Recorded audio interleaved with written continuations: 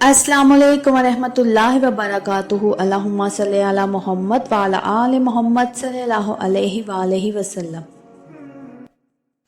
दरूद पाक के मुशाहिदात का ये सिलसिला किसी एक फ़र्द की कहानी नहीं नाज़रीन, बल्कि इस नूरानी रास्ते की झलक है जो हर उस दिल के लिए खुलता है जो मोहब्बत, अदब और तवज्जो के साथ दरूद इब्राहिमी को अपना मामूल बना लेता है।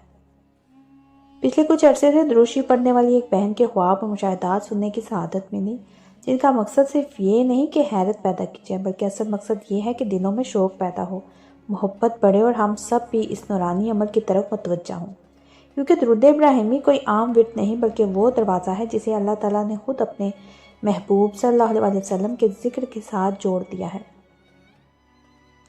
ये वो दरूद है जो नमाज के अंदर फ़र्ज़ की तरह शामिल है, और ये खुद इस बात की दलील है कि इस दरूद की शान आम अज़कार से कहीं बुलंद है। यही वजह है कि जब बंदा इसे दिल से पढ़ता है तो उसका असर सिर्फ ज़ुबान तक महदूद नहीं रहता, बल्कि रूह की गहराइयों तक उतर जाता है।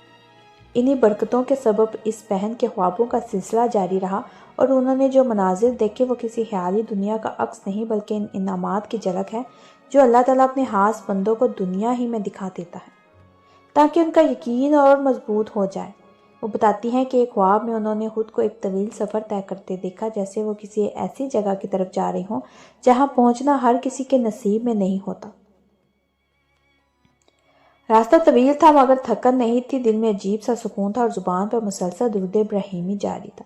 फिर अचानक मंजर बदलता है, वो एक ऐसे मकाम पर पहुंचती हैं जहां ज़मीन का फ़र्श आम जिंदगी जैसा नहीं, बल्कि नहायत हसीन और चमकदार होता है। वो फ़र्श देखकर बेख्तियार दिल से ये अल्फाज निकलते हैं कि सुभान अल्लाह, जन्नत कितनी खूबसूरत है। वहाँ के दरख्त आम दरख्तों जैसे नहीं थे, बल्कि उनके तने मजबूत और पत्ते गैर मामूली तौर पर बड़े थे। फल इतने बड़े कि दुनिया में देखे गए किसी फल से उनका मुआवजा मुमकिन न था। वो खास तौर पर एक फल का जिक्र करती हैं जो सेब से भी बड़ा था, और इसकी ताजगी देखकर दिल खुशी से भर जाता है। वह कहती हैं कि मैं उन दरख्तों को देख रही थी, उनके पत्तों को छू रही थी, और हर मंजर दिल में शुक्र के जज्बात पैदा कर रहा है।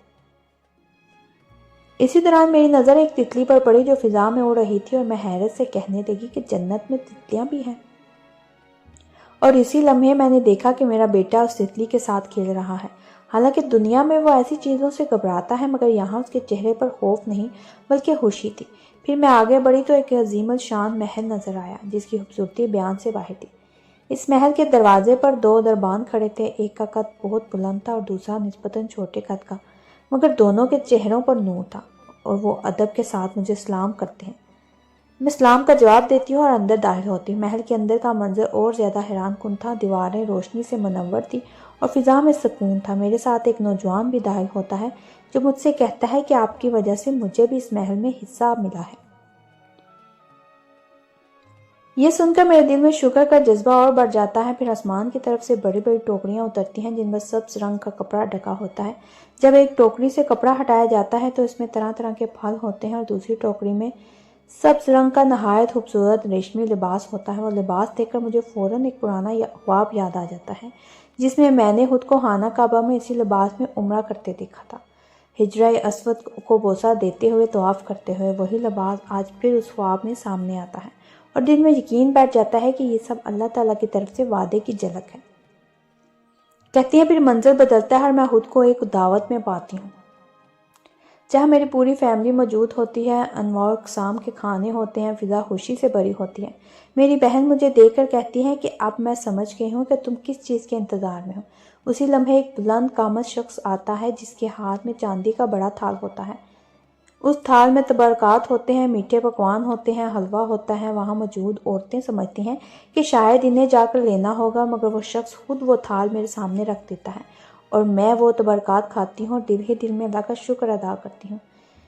मेरे साथ मोहल्ले की एक औरत भी होती है जो मुझसे पूछती है कि क्या तुम्हें सब लिबास मिल गया है। मैं जवाब देती हूँ कि अभी मिला नहीं, मगर मैं इसे ख्वाब में 2 मरतबा देख चुकी हूँ और मैं जन्नत से होकर आई हूँ। वो कहती हैं इंशाल्लाह बहुत जल्द तुम्हें वो अता हो जाएगा। ये सब मनाजिर से ख्वाब नहीं बल्कि दरूद इब्राहिमी के फैज़ की अलामत है। फिर एक और ख्वाब में वो खुद को सफ़र में देखती हैं। रास्ते में वो दुरूशी पढ़ती जा रही होती हैं और एक कबूतर उनके करीब आता है। वो उसे प्यार करती हैं। हालांकि हकीकत में उन्हें परिंदों से खौफ महसूस होता है, मगर ख्वाब में वो खौफ नहीं होता। कबूतर कुछ देर उनके कंधे पर बैठा रहता है, फिर उड़ जाता है اور وہ آگے بڑھتی ہیں یہاں تک کہ مسجد نبوی کے دروازے پر پہنچ جاتی ہیں۔ وہیں بیٹھ کر آنکھیں بند کر کے درود پڑھتی ہیں، کبھی شکر ادا کرتی ہیں، کبھی اپنے گناہوں کو یاد کر کے روتی ہیں۔ پھر جب آنکھ کھلتی ہے تو دیکھتی ہیں کہ ان کے سامنے ایک چادر بچھی ہوئی ہے اور وہ اسی پر بیٹھی درود پڑھ رہی ہے، اور جیسے جیسے درود جاری رہتا ہے دل ہلکا ہوتا جاتا ہے اور روح کو عجیب سا سکون نصیب ہوتا ہے۔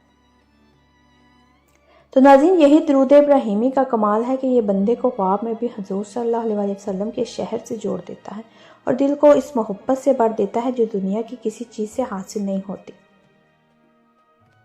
وہ بتاتی ہیں کہ جیسے جیسے درود ابراہیمی کی تسبیح خواب میں جاری رہتی ہے ویسے ویسے دل کے اندر ایک عجیب سی کیفیت پیدا ہو جاتی ہے۔ ایسا لگتا ہے جیسے کوئی بوجھ آہستہ آہستہ اتر رہا ہو، جیسے برسوں کی تھکن ایک ہی لمحے میں ختم ہو رہی ہو۔ وہ کہتی ہیں کہ میں مسجد نبوی کے صحن میں بیٹھی ہوں، میرے ارد گرد روشنی ہے، سکون ہے، کوئی شور نہیں، کوئی ہجوم نہیں، بس دل اور درود ابراہیمی اور آنکھوں سے آنسو خود بخود بہہ رہے ہیں، کبھی شکر کے آنسو، کبھی ندامت کے، کبھی محبت کے۔ اسی حالت میں مجھے یوں محسوس ہوتا ہے جیسے کوئی میرے سر پر ہاتھ رکھ رہا ہو، جیسے کوئی تسلی دے رہا ہو بغیر الفاظ کے۔ وہ کہتی ہیں کہ اس کے بعد خواب میں ایک اور مناظر سامنے آتا ہے کہ میں ایک وسیع میدان میں ہوں، آسمان صاف ہے، ہوا میں خوشبو ہے اور دور دور تک لوگ نظر آ رہے ہیں مگر سب خاموش ہیں، سب کے ہاتھوں میں تسبیح ہے اور سب درود پڑھ رہے ہیں۔ کوئی آواز بلند نہیں مگر فضا میں ذکر کی گونج ہے۔ میں ان کے درمیان بیٹھ جاتی ہوں اور مجھے یوں لگتا ہے جیسے میں برسوں سے ان لوگوں کو جانتی ہوں، جیسے ہم سب کسی ایک ہی نسبت سے جڑے ہوئے ہیں۔ پھر ایک نورانی کیفیت کے ساتھ مجھے احساس ہوتا ہے کہ یہ وہ لوگ ہیں جنہوں نے دنیا میں درود ابراہیمی کو تھامے رکھا تھا، جنہوں نے مشکلات میں شکوہ نہیں کیا بلکہ درود کو سہارا بنایا، جنہوں نے دکھ میں زبان بند رکھی مگر درود جاری رکھا۔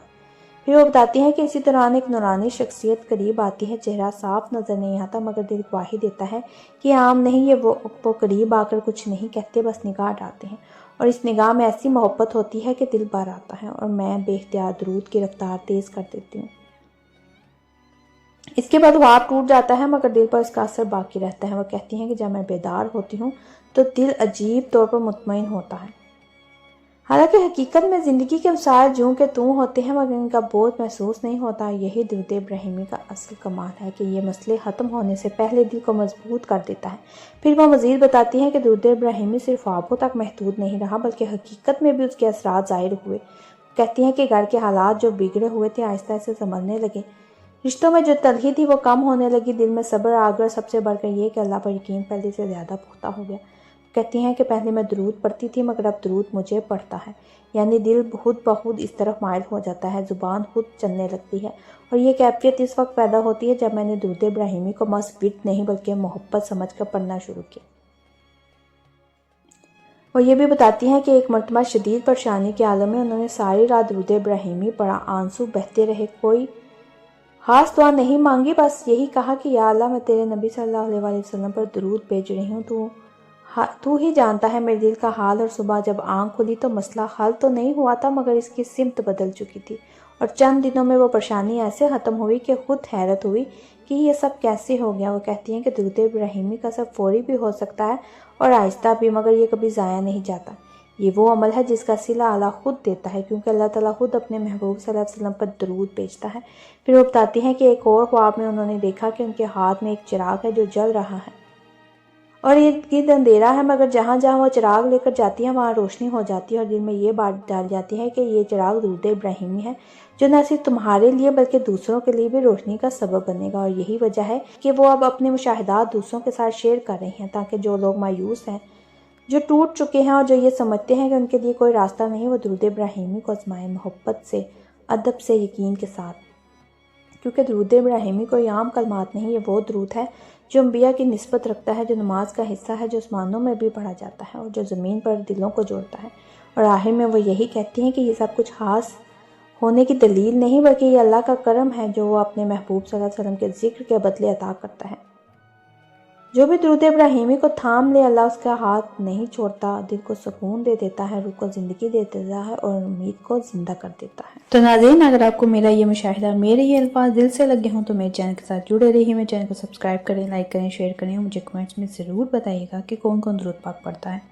ایک نئے مشاہدے کے ساتھ دوبارہ حاضر ہوں گی۔ جزاک اللہ۔